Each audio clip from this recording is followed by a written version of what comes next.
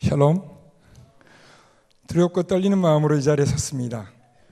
2주 전에 말씀을 부탁받았는데요, 제가 생각해 보니까 말씀을 위해 이 자리에 선 것이 이번이 2번째인 것 같습니다. 한데 그때나 이번에나 느낀 점이 똑같습니다. 말씀을 맡으면 가장 은혜를 받는 사람이 본인이라는 점입니다. 2주 동안 정말 수험생처럼 시간에 쫓기며 말씀과 함께하니 힘들지만 참 은혜로운 시간이었습니다. 그래서 오늘 여러분들 중에 제 말씀을 통해 한 번도 은혜를 받지 못한다 하더라도 저 하나만은 은혜를 받았으니 족하다고 생각하려고 합니다. 하지만 분명 성령님께서 함께 하시면 저의 말이 아닌 하나님의 말씀이 저와 여러분의 삶을 통하여 하나님께 영광을 돌리는데 조금이나마 보탬이 되지 않을까 소망하면서 이 말씀을 준비했습니다. 오늘 특별한 찬미는 모든 열방 주볼 때까지라는 찬양으로 테너 우리 박종호 장로님의 찬양이었습니다. 오늘 말씀의 제목이 하나님의 영광인데요, 이 찬양의 가사에 제가 오늘 하고자 하는 모든 말씀이 담겨져 있다고 해도 과언이 아닙니다. 은혜로우셨지요? 지난 1월 둘째 주에 안실학교 순서를 통해서 저희가 선교회가 올 한 해의 사업계획을 말씀드렸는데 여러분들 기억하시나요? 지난주 목사님 설교도 기억하기 힘든데 불가능한 일이죠. 그럼 올해 선교회 구호는 기억하시는 분 있습니까? 예? 없어요? 제가 같이 외치고 그랬는데도 한 분도 없으세요? 그럼 다시 한번 해야 되겠네요. 하나님께 영광 돌리라 하잖아요. 그렇죠? 그래서 제가 하나님께 하면 영광 돌리라 한 적이 있는데 한 번 기억 못 하셔요? 한번 해보겠습니다. 하나님께, 이게 이번 선교회의 구호입니다. 제가 지난번에 드린 말씀과 오늘 말씀이 연결되게 여러분의 기억을 돕기 위해서 지난번 드렸던 말씀을 간략하게 요약한다면, 하나님께 영광 돌리라는 말씀은 우리에게 아주 익숙한데요, 어디에서 나오는 말씀이죠? 요즘 우리가 요한계시록을 열심히 공부하는데 지난주에 14장을 공부했지 않습니까? 요한계시록 14장 7절에 나오는 세 천사의 기별 중에 첫째 천사의 기별입니다. 그가 큰 음성으로 이르되 하나님을 두려워하며 그에게 영광을 돌리라.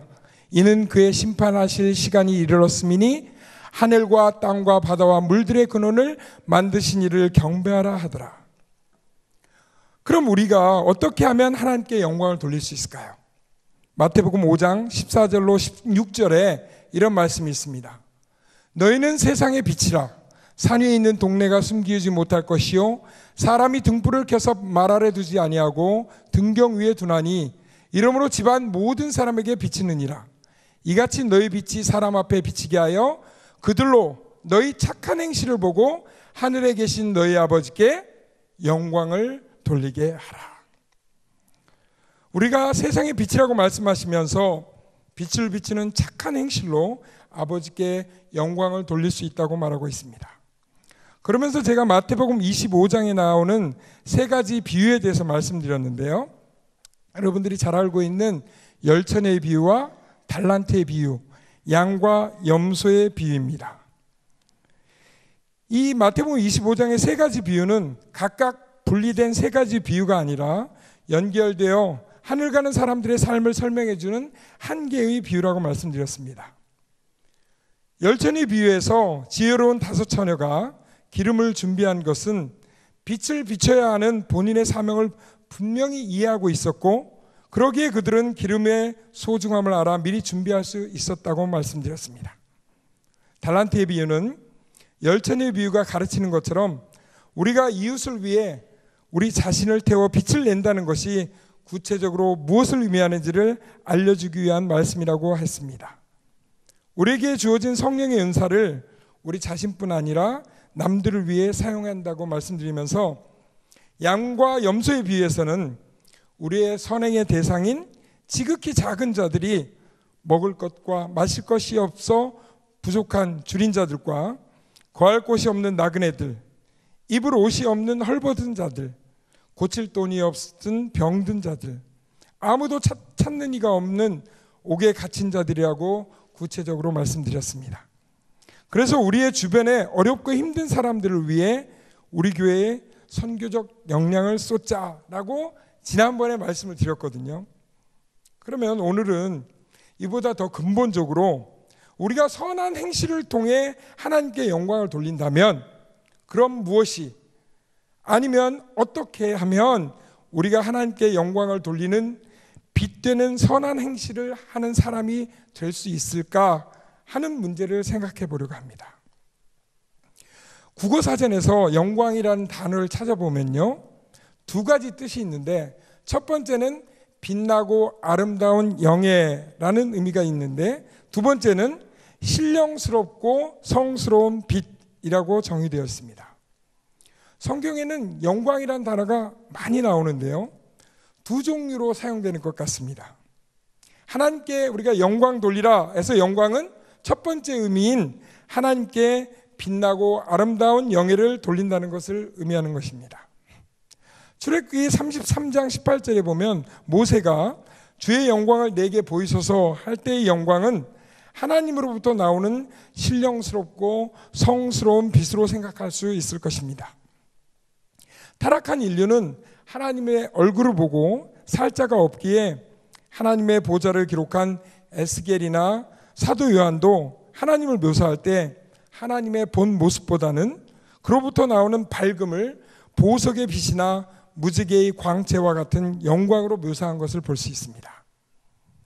오늘 제가 말씀드리려는 설교의 결론부터 말씀드린다면, 하나님께 영광을 돌리려면 우리가 먼저 하나님의 영광을 봐야 한다는 것입니다.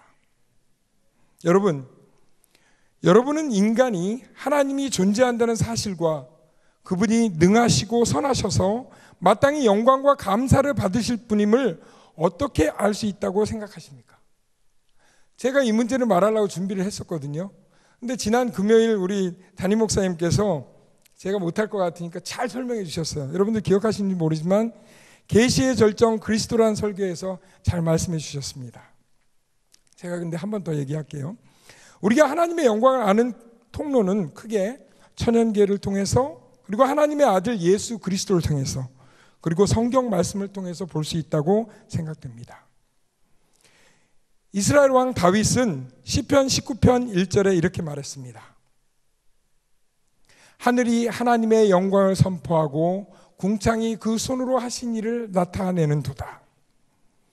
하지만 하늘을 보면서도 하나님의 영광을 보지 못하는 사람들이 많이 있습니다. 그럼에도 사도 바울은 우리는 마땅히 하나님의 영광을 천연계의 만물을 통해 보아야 하며 보지 못할지라도 핑계를 댈 수 없다고 말하고 있습니다. 로마서 1장 19절에서 21절에 보면 이는 하나님을 알만한 것이 그들 속에 보임이라. 하나님께서 이를 그들에게 보이셨느니라. 창세로부터 그의 보이지 아니하는 것들 곧 그의 영원하신 능력과 신성이 그가 만드신 만물에 분명히 보여 알려졌나니 그러므로 그들이 핑계하지 못할지니라. 이렇게 말했습니다. 하나님은 자신의 능력과 신성과 선하심의 그 영광을 모든 사람에게 보여주셨습니다.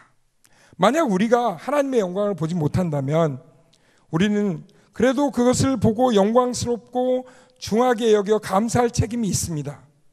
그러지 못한다면 이는 핑계하지 못할 일일 것입니다. 또 우리는 하나님의 아들 예수를 통해 하나님의 영광을 볼 수 있습니다. 요한복음 1장 14절에 사도 요한은 말씀이 육신이 되어 우리 가운데 거하심에 우리가 그의 영광을 보니 아버지의 독생자의 영광이요 은혜와 진리가 충만하더라고 말했습니다. 하지만 어떤 사람들은 예수님과 그 기적을 보고도 그분의 말씀을 듣고도 하나님의 영광을 보지 못했습니다. 그런 사람들에게 예수님은 이렇게 말씀하셨습니다.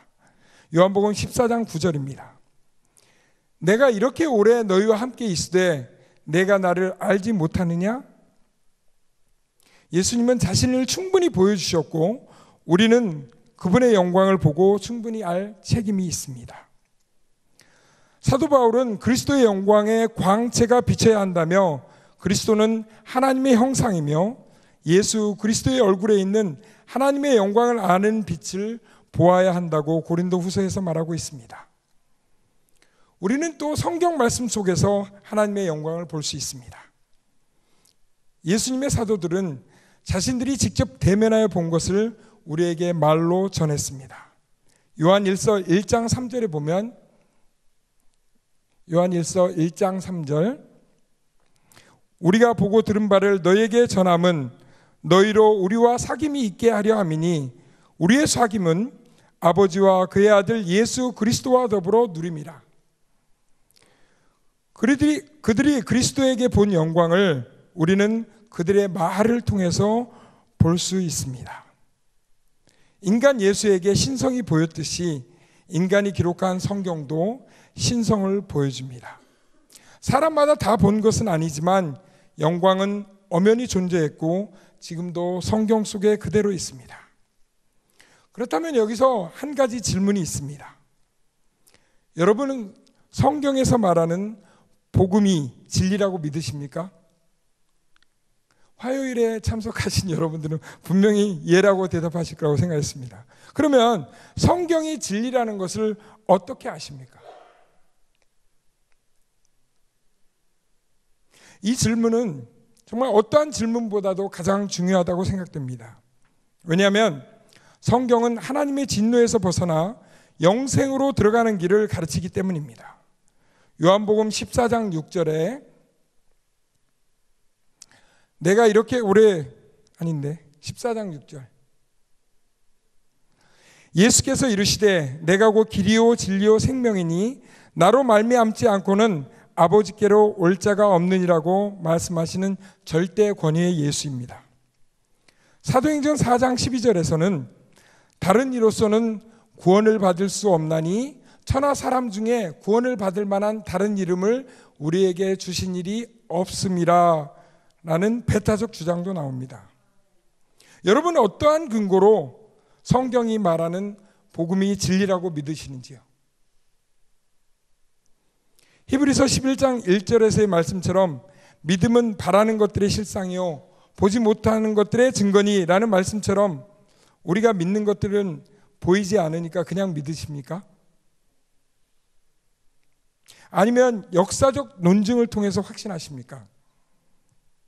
여러분은 왜 구약이 39권 그리고 신약이 27권 이렇게 66권이 하나님의 말씀으로 정경이 되었는지 그 역사를 아십니까? 성경은 지금으로부터 3,500년 전에부터 쓰여져서 1,600년에 걸쳐서 쓰여졌는데 그 기록이 지금까지 완전하게 온전히 보존되었을까요? 성경을 역사적인 사실을 근거하여 증명하여 믿는다면 역사학자나 전문가들이 아닌 세상의 대다수의 사람들이나 특히 교육 수준이 낮은 사람들은 자신의 신앙을 지지해 줄 상세한 논증을 추구할 시간도 없고 교육적 배경도 없을 것입니다. 그런데 성경에 보면 복음을 듣는 사람들은 복음이 진리임을 알 수 있고 복음에 목숨을 겁니다. 성경에 따르면 믿음에는 설득력 있는 근거가 실제하며 우리는 그 근거를 보고 그리스도와 그분의 성경을 받아들인다고 말하고 있습니다. 그럼 우리의 믿음의 근거가 합리적 납득이나 확신에 있지 않는다면 그 믿음이라는 열매는 미신을 믿는 것과 별 다를 바 없다고 생각합니다. 예를 들면 여러분이 길거리에 가고 있는데 모르는 어떤 사람이 만나서 그 사람이 현금 5천만 원이 들은 가방을 주면서 그 안에 계좌번호가 들어있으니까 대신 은행에 입금해달라고 한다면 여러분들은 어떻게 하시겠습니까? 정말 생면부지의 사람인지라 여러분들은 아마 물을 것입니다. 왜 나를 믿는 것입니까? 그러면 그 사람이 이렇게 대답한다고 생각해 보죠. 이유 같은 건 없습니다. 그냥 모험하는 겁니다.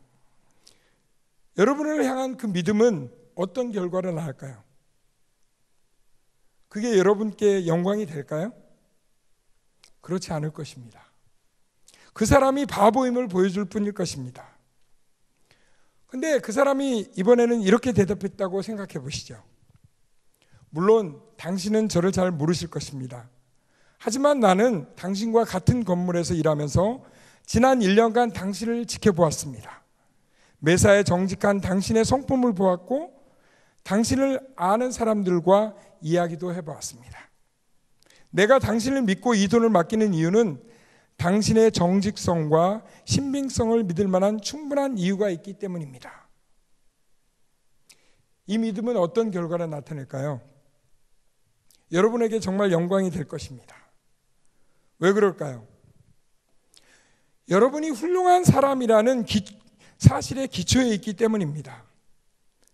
이런 믿음은 어리석은 열매가 아니라 지혜로운 열매이며 이 믿음과 지혜는 믿음의 대상을 영화롭게 할 것입니다. 하나님에 대해서도 마찬가지입니다. 너는 왜 나를 믿었느냐 하고 물음에 이유 같은 건 없습니다. 그냥 모험하는 겁니다 라고 답한다면 그분께 영광이 되지도 않고 우리는 바보가 될 것입니다. 그래서 그리스도인의 믿음의 근거가 합리적 납득이나 확신에 있지 않는 한 그 믿음이란 열매는 한낱 헛것에 불과할 것입니다. 어떤 사람들은 기독교가 진리라고 굳게 확신하지만 그 확신이 전혀 증거에 기초하지 않고 순전히 교육이나 타인의 견해에 기초한 것일 수 있습니다. 많은 무슬림들이 이슬람교를 진리라고 확신하는 이유가 그들의 조상과 이웃과 국가가 그렇게 믿기 때문이라는 것과 같습니다. 기독교를 진리라 믿는 근거가 무슬림들이 이슬람교를 믿는 것과 같다면 믿음의 수준도 똑같다고 볼 수 있습니다. 믿는 대상이 어쩌다가 더 낮기는 하지만 그렇다고 믿음 자체가 더 나아지는 것은 아닙니다. 믿는 대상이 어쩌다 진리일 뿐이지 믿음의 근거는 진리 자체가 아니라 교육이기 때문입니다. 그래서 그 확신은 무슬림의 확신보다 나을 게 없고 거기서 흘러나오는 정서도 그 자체로는 무슬림의 종교적 정서보다 나을 게 없을 것입니다. 그렇다면 그 합리적 확신이란 게 무엇일까요? 성경을 믿게 해주는 그 확고한 기초를 우리는 어떻게 얻을 수 있을까요? 분명히 성경은 우리를 거기로 인도한다고 생각합니다. 예컨대 사도 요한은 요한 1서 4장 1절에서 사랑하는 자들아 영을 다 믿지 말고 오직 영들이 하나님께 속하였나 분별하라. 많은 거짓 선지자가 세상에 나왔습니다. 그 말했습니다. 다시 말해서 쉽게 속지 말라는 것입니다. 사실적 증거와 충분한 이유와 정당한 근거를 찾으라는 것입니다. 선교사 바울의 전도는 듣는 이들에게 깨우침을 주었을 것입니다. 누가에 따르면 그에게 흥미로운 관례가 있었기 때문입니다. 사도행전 17장 2절 3절에 보면 바울이 자기의 관례대로 그들에게로 들어가서 새 안식일에 성경을 가지고 강론하며 뜻을 풀어 그리스도가 해를 받고 죽은 자 가운데서 다시 살아나야 할 것을 증언하고 이르되 내가 너에게 전하는 이 예수가 곧 그리스도라 하니. 즉 바울은 여기서 말하는 강론이란 논증이고 그 다음에 뜻을 풀어란 말은 설명이고 그 다음에 증언, 즉 논증과 설명과 증언이 사람을 기초가 탄탄한 믿음으로 인도하는 적합한 방법이라고 믿었던 것 같습니다. 누가는 베레아의 유대인들을 공공연히 칭찬하였는데요. 이는 바울이 가르치는 새로운 내용을 그들이 분별했기 때문입니다.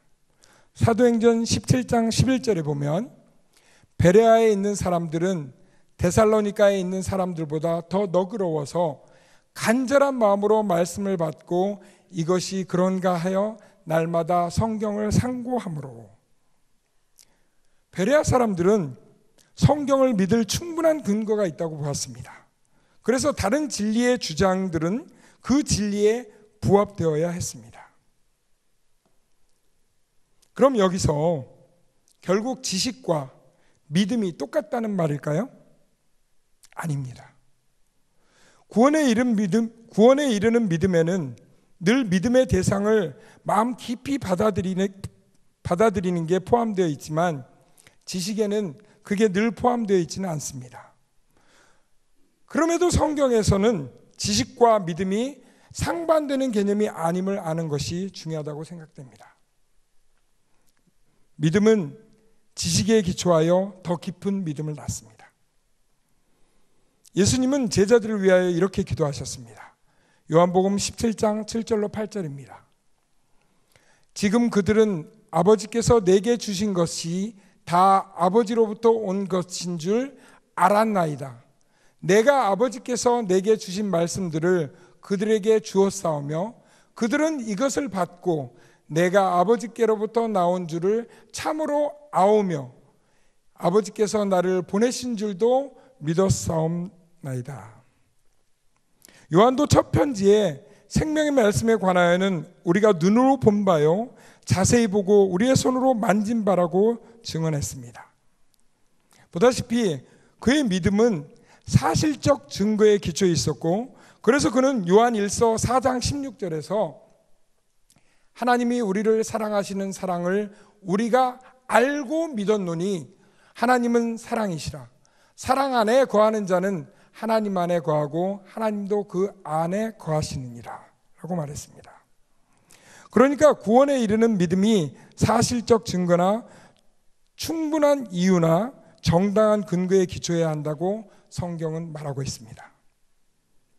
그런데 사실적 증거가 무엇인지 말하기 전에 우리의 믿음의 대상이 무엇인지를 정확하게 규명할 필요가 있습니다. 왜냐하면 믿음의 대상의 성격에 따라서 그 실제에 대한 사실적 증거의 성격도 달라지기 때문입니다. 예를 들면 믿음의 대상이 꿀이라면 정말 꿀인지 아는 한 가지 사실적 증거는 맛을 보는 것입니다. 그러나 믿음의 대상이 만약에 암모니아라면 냄새를 맡는 것이 더 나은 사실적 증거입니다. 알려고 하는 대상의 성격에 따라서 그것을 알 수 있는 방법도 달라지기 때문입니다. 꿀은 나를 맛보아 알라고 말하지만 암모니아는 나를 냄새로 알라고 말합니다. 그럼 우리들의 믿음의 대상은 무엇입니까? 복음의 위대한 것들, 즉 성경에서 가르쳐진 교리들과 진술된 말들, 거기에 계시된 하나님의 지혜와 행위와 활동을 말할 수 있을 것입니다. 또한 복음의 사실성뿐만 아니라 하나님의 것들의 거룩한 아름다움과 매력, 즉 도덕적으로 완전한 하나님의 영광입니다. 우리가 확신해야 할 올바른 대상은 완전하신 그분의 아름다움 내지 영광인 것입니다. 그런 것들의 거룩하고 지고한 탁월함과 아름다움입니다. 어떤 믿음은 귀신들에게도 있지만 구원과는 전혀 무관한 믿음입니다. 우리의 믿음은 구원에 이르는 믿음이어야 합니다. 예수님의 형제 야고보는 야고보서 2장 19절에 내가 하나님은 한 분이신 줄을 믿느냐? 잘 아는도다. 귀신들도 믿고 떠느니라 라고 말하고 있습니다. 영적인 존재의 실체를 믿는다고 해서 그 믿음이 꼭 우리에게 유익이 되지는 않는다는 것입니다. 그 영적인 실체가 복음이나 성경이라 해도 마찬가지입니다. 귀신들도 복음의 존재를 알고 성경이 하나님의 말씀임을 알고 있습니다. 하지만 그들은 진리의 아름다움이나 탁월함, 완전함, 매력, 거룩함을 보지 못합니다. 보아도 보지 못하는 것입니다.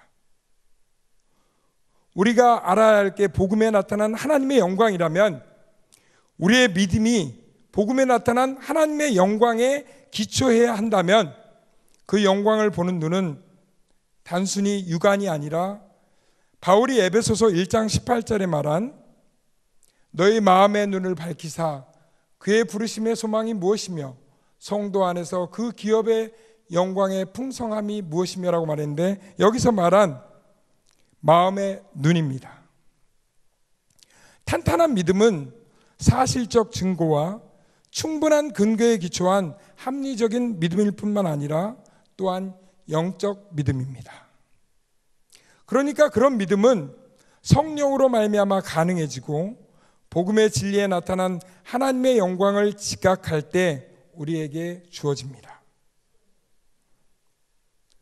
우리에게 필요한 것은 시몬 베드로에게 주어진 것과 같은 영적 시력입니다.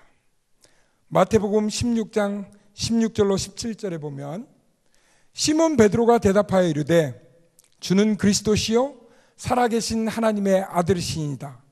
예수께서 대답하여 이르시되 바요나 시몬아 내가 복이 있도다. 이를 내게 알게 한 이는 혈육이 아니요 하늘에 계신 내 아버지시니라. 예수의 인격 안에 영광이 실존하지만 우리는 눈이 멀어서 하나님이 보게 해주지 않으시면 그것을 볼 수 없다는 것입니다. 예수님은 이렇게 표현했습니다. 누가복음 10장 21절로 22절입니다. 그때 예수께서 성령으로 기뻐하시며 이르시되 천지의 주제이신 아버지여 이것을 지혜롭고 슬기 있는 자들에게는 숨기시고 어린아이들에게는 나타내심을 감사하나이다. 옳소이다. 이렇게 된 것이 아버지의 뜻이니이다. 내 아버지께서 모든 것을 내게 주셨으니 아버지 외에는 아들이 누구인지 아는 자가 없고 아들과 또 아들의 소원대로 계시를 받은 자 외에는 아버지가 누구인지 아는 자가 없나이다 하시고, 영적 지각 내지 이해는 그런 것들의 신성하고 지고하고 거룩한 탁월함과 아름다움을 느끼고 맛보는 것으로 이루어집니다. 다시 말해서 하나님의 실존하는 영광을 알되 성령을 통한 영적 시력에 기초한 지식은 한낱 머릿속의 지식과는 다릅니다. 영적 지식은 이성적 역량을 구사할 뿐 아니라 영적 역량으로 맛보는 것입니다. 시편 34편 8절입니다. 너희는 여호와의 선하심을 맛보아 알지어다. 그에게 피하는 자는 복이 있도다. 베드로전서 2장 2절로 3절입니다. 갓난 아기들 같이 순전하고 신령한 젖을 사모하라. 이는 그로 말미암아 너희로 구원에 이르도록 자라게 하려 함이라. 너희가 주의 인자하심을 맛보았으면 그리하라. 꿀의 단맛을 지각한 사람이 꿀을 보거나 만지기만 한 사람보다 꿀에 대해 훨씬 많이 압니다. 그래서 영적 이해는 이렇게 하나님의 것들의 아름다움을 지각하거나 맛보는 것으로 이루어지는 것입니다.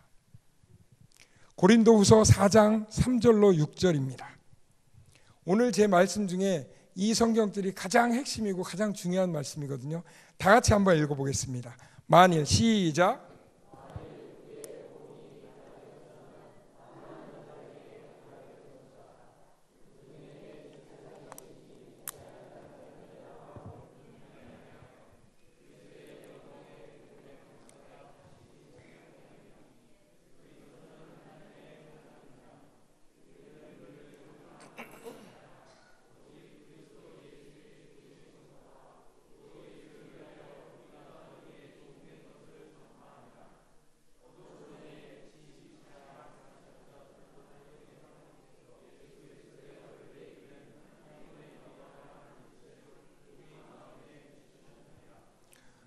여러분들 성경들 4절을 읽었는데 여러분들 한번 읽으니까 다 이해하셨어요? 쉽지 않습니다. 그죠? 근데 여러분들 이거 자세히 보면 정말 깊은 의미가 있습니다. 여러분들이 읽으셨지만 제가 한번 천천히 읽을 테니까 여러분들 이 성경들을 그냥 눈으로만 읽지 말고 생각을 하면서 읽으시기 바랍니다.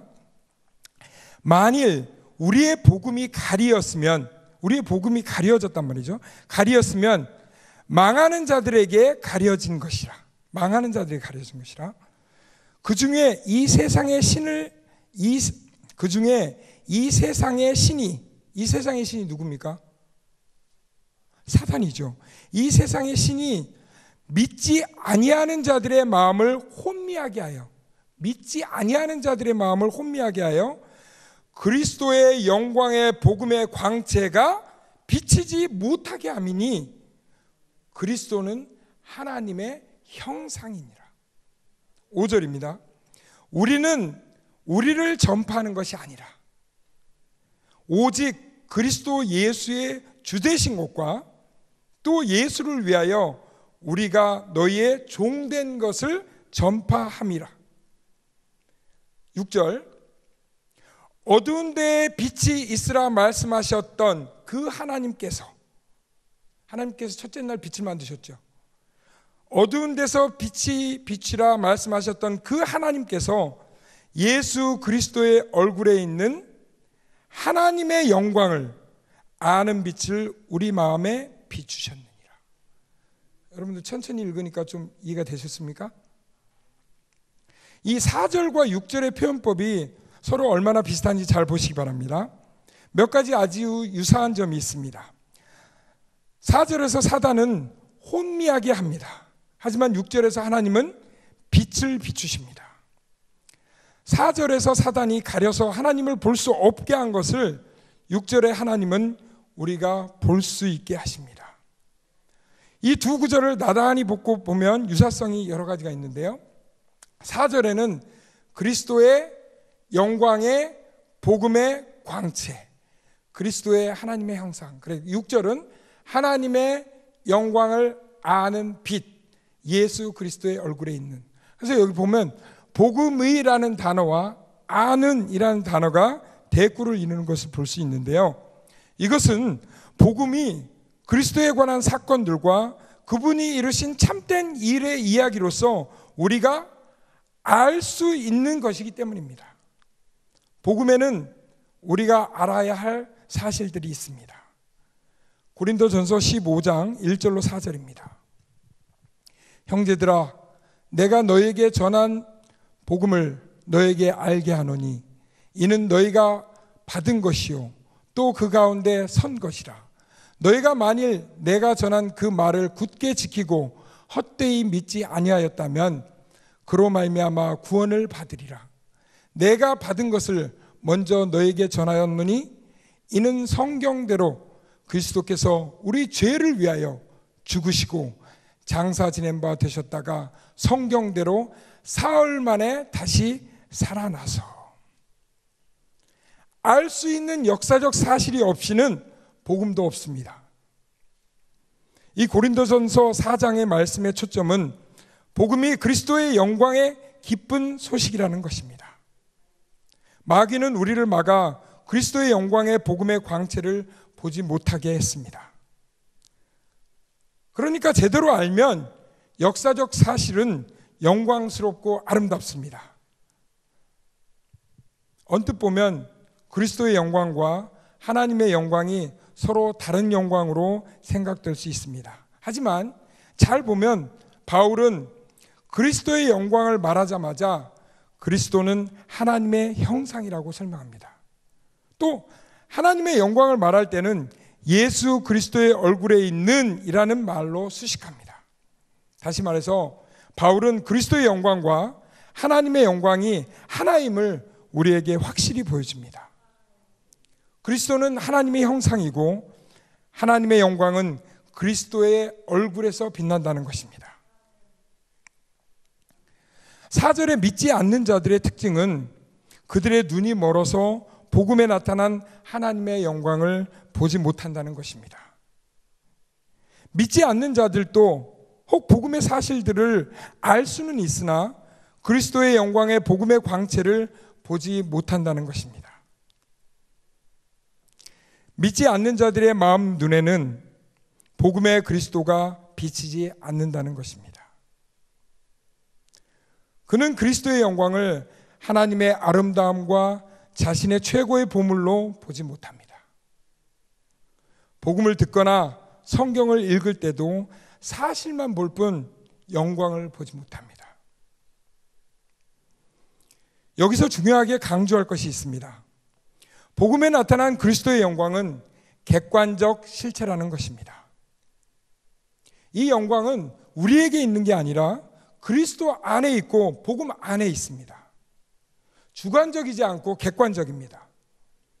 그래서 그것은 우리 믿음의 사실적 증거와 충분한 근거의 역할을 할 수 있습니다. 이 영광은 우리 쪽에서 복음이나 성경에 부여하는 것이 아니라 이미 존재하는 것입니다. 이미 존재하기에 본래 보이게 되어 있었습니다. 하지만 우리가 영적으로 눈이 멀어 완전히 둔해졌기 때문에 보지 못하는 것입니다. 구원에 이르는 믿음이 생겨나려면 사도 바울의 말대로 사고가 조명을 받아 복음에 나타난 것들에서 하나님의 영광을 보아야 합니다.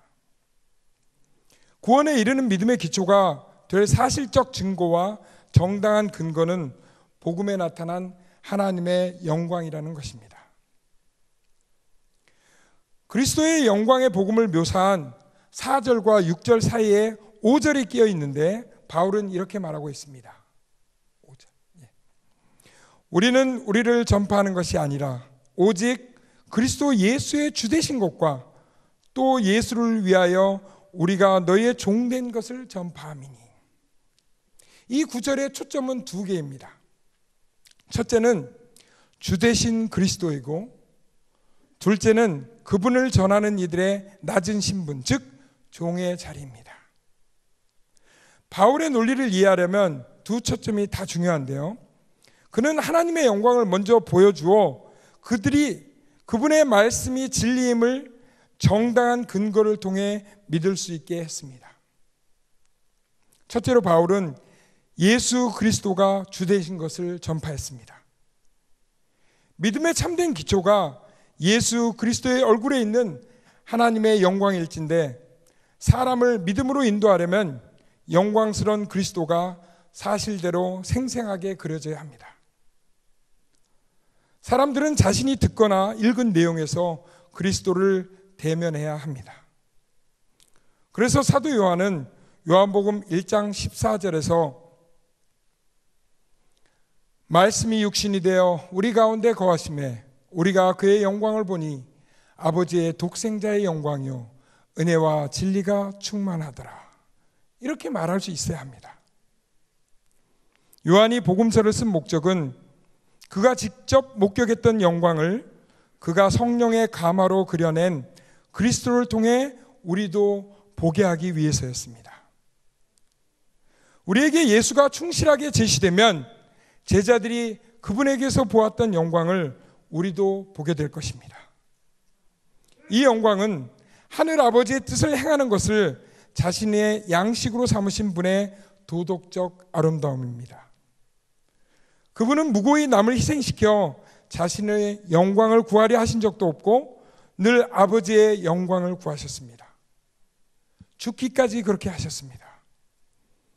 예수는 아버지의 영광을 위해 자신을 비우고 아름답게 충성하셨는데 이로써 그분이 참된 분임을 알 수 있을 뿐만 아니라 이것이 우리의 믿음도 확증하는 것입니다. 요한복음 7장 18절에는 스스로 말하는 자는 자기 영광만 구하되 보내신 이의 영광을 구하는 자는 참되니 그 속에 불의가 없느니라. 이 아름다우신 그리스도를 바울은 주님으로 전파했습니다. 요한을 비롯한 복음서 저자들과 달리 그는 이 땅에 사셨던 예수의 생애에 초점을 맞추지는 않았지만 그리스도의 속성은 똑같았습니다. 그분은 하나님으로서 권리를 포기하고 종의 형체를 취하셨고 아버지께 순종하여 겸손히 죽으셨습니다. 부유하신 그분이 우리를 위해 가난하게 되셨습니다. 그분은 자기를 기쁘게 하지 않으시고 사람들의 비방을 당하셨으며 우리를 받아 함께 교제하심으로 하나님께 영광을 돌리셨습니다. 바울은 십자가에 달리신 이 그리스도의 영광을 충만한 복음으로 전파하고 이로써 자신이 구원에 이르는 믿음의 근거를 충분히 제시했다고 믿었습니다.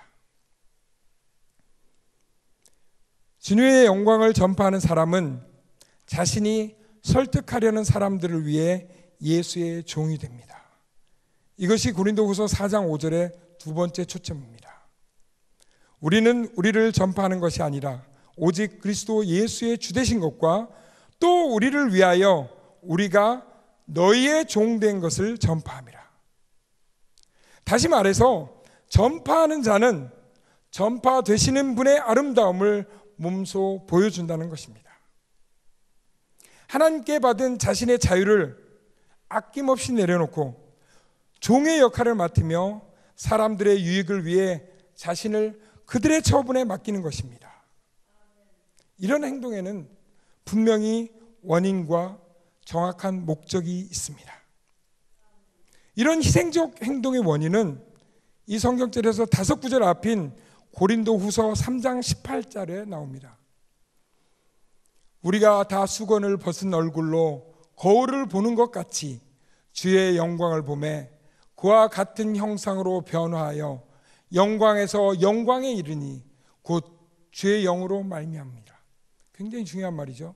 우리가 다 수건을 벗은 얼굴로, 뭐가 가려져 있었는데 그것을 벗은 얼굴로 거울에 보는 것 같이 주의 영광을 보니까 그와 같은 형상, 즉 예수님과 같은 형상으로 변화하여 영광에서 영광에 이른다는 것입니다. 주 대신 그리스도의 영광을 전파하는 사람은 그 영광을 보았을 수밖에 없습니다. 바울에 따르면 사람이 그분의 영광을 보고 변화되지 않을 수 없다는 것입니다. 우리는 주의 영광을 보면서 변화되어 가고 있습니다. 사도 요한은 첫 편지 3장 2절에서 사랑하는 자들아 지금은 하나님의 자녀라. 장래가 어떻게 될지는 아직 나타나지 아니하였으나 그가 나타나시면 우리가 그와 같을 줄을 아는 것은 그의 참모습 그대로를 볼 것이기 때문이다. 그가 나타나시면 우리가 누구와 같아요? 그와 같다는 거죠. 복음 안에서 그리스도의 영광을 보는 우리에게 이 약속은 성취되고 있습니다. 바울이 바로 고린도후서 3장 18절에 한 말이 바로 그것입니다. 사람은 자신이 흠모하는 대상처럼 되기 마련입니다. 그분처럼 우리도 그저 자기를 기쁘게 하려는 것이 아니라 자신의 권리를 버리고 사람들을 위해 종이 된다는 뜻입니다. 그리스도의 아름다운 성품을 보면서 우리도 점차 그렇게 닮아갑니다.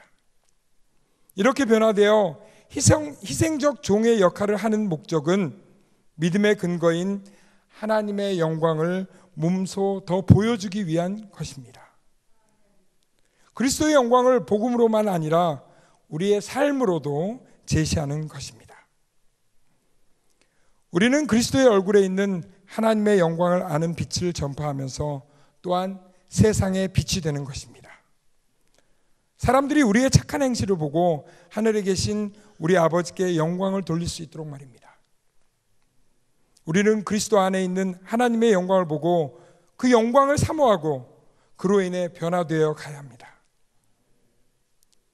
그러면 그 영광을 반사하는 거울이 되고 사람들을 정당한 믿음으로 이끄는 통로가 될 것입니다. 고린도후서 4장 5절과 6절 이 두 구절은 관계로부터 분명한 사실이 있는데요. 사람들이 정당한 근거를 통해 진리를 알고 구원에 이르려면 인간의 소통과 하나님의 조명이 협력하여 그분의 영광을 보여주어야 한다는 것입니다.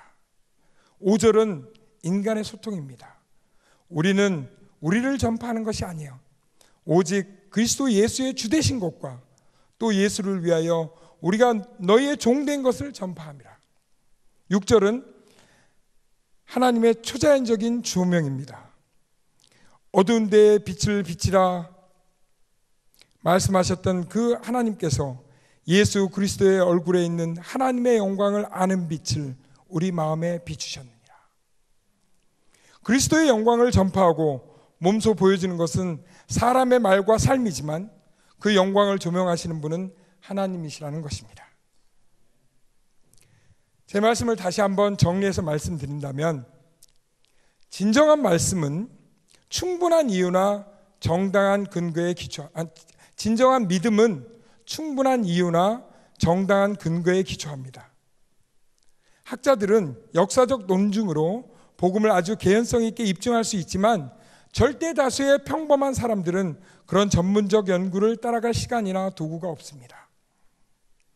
구원에 이르는 정당한 믿음이 만인에게 가능해지려면 세세한 역사적 논증보다 더 직접적인 방식의 기초를 두어야 합니다. 고린도후서 4장 3절에서 6절을 통하여 사람에게 구원에 이르는 믿음이 있는지의 여부는 그의 눈이 멀어 있는가, 아니면 그리스도 안에 있는 하나님의 영광을 아는 빛을 성령을 통하여 보는가에 달려 있습니다. 하나님의 영광은 성경에 두루 스며 있습니다. 말씀을 통하여 성령의 인도하심을 따라 하나님의 영광을 밝히 봄으로 세상의 빛과 소금이 되어 하나님께 영광을 돌리는 저와 여러분이 되기를 간절히 바랍니다.